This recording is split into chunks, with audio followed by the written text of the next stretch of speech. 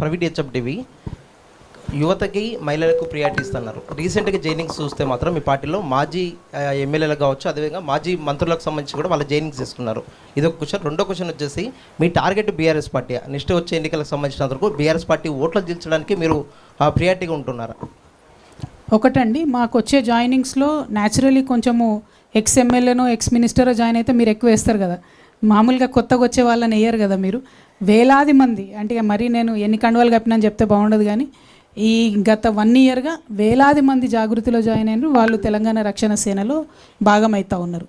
ఈ కొద్దిగా తెలిసిన వాళ్ళు మెదక్ మాజీ జెడ్పీ చైర్మన్ గారు, లేకపోతే ఒక ఎక్స్ ఎమ్మెల్యే గారు, ఒక నిన్న మినిస్టర్ గారు ఇట్లా జాయిన్ అయినప్పుడు మీకు పెద్ద వార్త కనపడుతుంది. కానీ అనేక మంది జాయిన్ అవుతున్నారు. I'm very happy to say majority are youth and women. I'm really very happy to say. So రేపు ఫ్యూచర్లో కూడా అనుభవజ్ఞులను పిడికెల మందిని తీసుకుంటాం. వారి అనుభవం లేకుండా ముందుకెళ్ళలేం. At the same time youth and ఉమెన్కి ఎక్కువ ప్రయారిటీ ఇస్తూ ముందుకెళ్తాం. నాకు టార్గెట్ బీఆర్ఎస్ కాదు, కాంగ్రెస్ కాదు. నా టార్గెట్ సింపుల్, సర్వోదయ తెలంగాణ సాధించాలి. దానికోసం ప్రజల మధ్యలో ఉండాలి. ఆ క్రమంలో ఎక్కడ ఎవరు అడ్డం వచ్చినా వారిని మాత్రం విమర్శిస్తాం. Thank you. నా పేరు నక్షత్ర నాయుడు, ఆర్బిఎం క్రియేటివ్స్ మీడియా నుంచి మాట్లాడుతున్నా.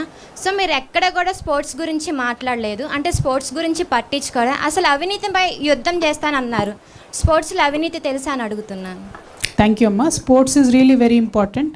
When I was speaking about ఉపాధి ఏదైతే మాట్లాడామో అందులో స్పోర్ట్స్ గురించి కూడా మాట్లాడాలని అనుకున్నాను. కాకపోతే సమయాభావం వల్ల మాట్లాడలేదు. ఇంకా డీటెయిల్డ్గా అనేక సంవత్సరాలు టైం ఉంది, 2 ఏళ్ళు ఉంది కాబట్టి ప్రతి అంశం మీద కూడా మాట్లాడతాము. స్పోర్ట్స్లో అనేక రంగాల్లో అవినీతి ఉంది. పొలిటికల్ పార్టీస్ మధ్యలో ఉన్న పాలిటిక్స్ కన్నా ఎక్కువ స్పోర్ట్స్లో ఉంది.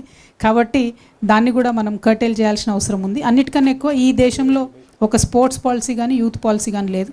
దాని మీద కూడా వర్క్ చేయాల్సిన అవసరం ఉంది. I have very strong opinions on that, but the time is limited. That is only issue. Thank you.